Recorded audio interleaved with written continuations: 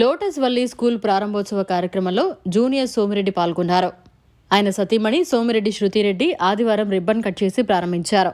ఈ సందర్భంగా స్కూల్ యాజమాన్యం ఆయనకి స్వాగతం పలుకుతూ గజమాలతో సత్కరించి బాణసంచా పేల్చారు. అదేవిధంగా మొక్కలు నాటారు. అనంతరం ఆయన మీడియాతో మాట్లాడుతూ కుటుంబ సమేతంగా విచ్చేసి ప్రైవేట్ స్కూల్ని ప్రారంభించడం సంతోషంగా ఉందన్నారు. లోకేష్ అన్న విద్య గురించి ప్రత్యేక పాలసీ తీసుకొచ్చి అభివృద్ధికి పాటుపడుతున్నారన్నారు. హైస్కూల్ అభివృద్ధికి కృషి చేస్తామన్నారు. ప్రహరీ గోడ కొద్దిగా జరిపి నిర్మించి పెద్ద స్టేడియం నిర్మాణానికి తమ వంతు కృషి చేస్తామన్నారు. ఈ కార్యక్రమంలో ఏఎంసీ చైర్మన్ గాలి రామకృష్ణారెడ్డి, పొన్నూరు రామకృష్ణయ్య, చేరెడ్డి పద్మనాభరెడ్డి, పచ్చిపాల రామిరెడ్డి, పచ్చిపాల చంద్రశేఖర్ రెడ్డి, దండు చంద్రశేఖర్ రెడ్డి, రాయపాటి కిరణ్ కుమార్, శివుడు రాజాగౌడ్, సాని వెంకటరమణయ్య, బండికట్టు రవీంద్ర, పుట్టా మస్తాన్ తదితరులు పాల్గొన్నారు. Lotus valley English medium school opening కార్యక్రమానికి రావడం, దాంట్లో పార్టిసిపేట్ చేయడం చాలా సంతోషంగా ఉంది. కుటుంబ సమేతంగా పిల్లలతో సహా వచ్చి స్కూల్ ఓపెన్ చేయడం జరిగింది. చాలా సంతోషంగా ఉంది. ఈ ప్రైవేట్ స్కూల్స్ కానీ గవర్నమెంట్ స్కూల్స్ కానీ మన ప్రభుత్వం వచ్చిన తర్వాత అన్ని విధాల పిల్లలు బాగోగులు చూసుకునేదానికి లోకేష్ అన్న ఒక కొత్త ఎడ్యుకేషన్ పాలసీ తీసుకొచ్చాడు. అదేవిధంగా ప్రైవేట్ స్కూల్స్ కూడా పిల్లల్ని దృష్టిలో పెట్టుకొని ఏ విధంగా వాళ్ళకి వాళ్ళ మెంటల్ గ్రోత్ ఎలా ఉండాలి అనే దాని మీద కొత్త స్కూల్స్లో కూడా చాలా రీసెర్చ్ చేస్తాం. ఇప్పుడున్న టీచర్స్ని కూడా బాగా ట్రైన్ చేసి తీసుకొస్తాం. నాకు కూడా చిన్న పిల్లలు ఉన్నారు. ఫస్ట్ క్లాస్ సెకండ్ క్లాస్లో నాకు కొడుకు కూతురు ఉన్నారు కాబట్టి నాకు కూడా తెలుసు పిల్లలు ఏ విధంగా పెరగాలి, స్కూల్స్లో ఏ స్కూల్స్లో పెట్టాలి అని నేను కూడా చాలా రీసెర్చ్ చేశాను. కాబట్టి స్కూల్స్ విషయంలో చాలా జాగ్రత్తలు తీసుకుంటున్నాము. ఖచ్చితంగా మా గవర్నమెంట్లో ఆ డిఫరెన్స్ చూపిస్తాం ప్రజలకి. కొత్త మాటలు చెప్పేదే కాకుండా చేతుల్లో చూపిస్తాము. ప్రతి స్కూల్లో మేము ఆ డిఫరెన్స్ తీసుకొని వస్తాము. ఇప్పుడే మనుగోలు మెయిన్ స్కూల్ కూడా వెళ్ళడం జరిగింది. అక్కడ గ్రౌండ్ అంతా కూడా ఇన్స్పెక్ట్ చేసాం. అక్కడ కొంచెం ఒక కాంపౌండ్ వాళ్ళని కానీ కొంచెం కానీ జరిపి కట్టగలిగితే మనం ఒక మంచి స్టేడియంని అక్కడ ఏర్పాటు చేసుకోవచ్చు అని కూడా అందరూ సజెషన్స్ ఇచ్చారు.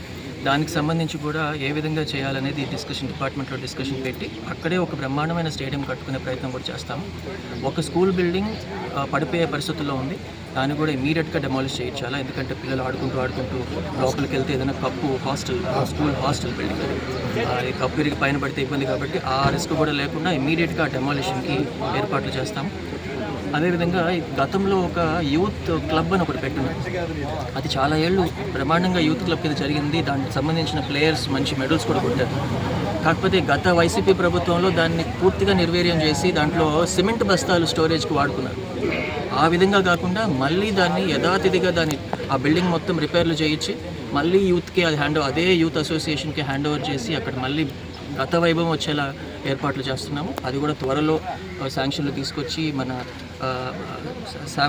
శాప్ చైర్మన్ని కూడా తీసుకొచ్చి రవి గారిని కూడా తీసుకొచ్చి ఇక్కడ వాళ్ళకి అవన్నీ చూపించి ఎందుకు ఇక్కడ డెవలప్ చేయాలనేది కూడా ఆయనకి వివరించి నిధులు తీసుకొచ్చే ఏర్పాట్లు కూడా చేస్తాము.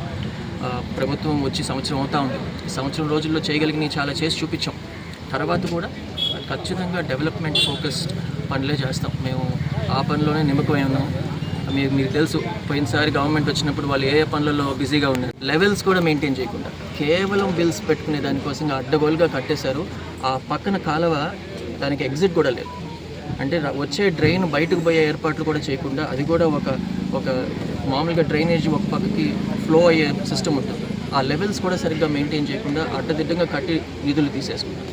సో దాన్ని ఏం చేయాలంటే మళ్ళీ ఇంజనీర్ని పిలిపించి మళ్ళీ దాన్ని రిపేర్లు చేయించాలా, లేదంటే కంప్లీట్గా తీసేసి అండర్ గ్రౌండ్ డ్రైనేజీలకు వెళ్ళాలా అనే దాని మీద ఆలోచిస్తూ ఉన్నాము. ఖర్చుకి ఖర్చులు, ప్రజలు డబ్బులు దోచుకొని వాళ్ళ పాటికి వాళ్ళు వెళ్ళిపోయారు. ఇప్పుడు అవన్నీ మన నెత్తి మీద పడున్నాయి. ఖచ్చితంగా ఈ కూటమి ప్రభుత్వంలో ఆ పనులు కూడా మొత్తం మనుగోలు టౌన్కి సంబంధించి అండర్ గ్రౌండ్ డ్రైనేజ్ తీసుకొచ్చేదానికి మా వంతుగా కృషి చేస్తాం. Thank you sir. మరిన్ని అప్డేట్స్ కోసం మన HN9 టీవీ ఛానల్ని సబ్స్క్రైబ్ చేసుకోండి.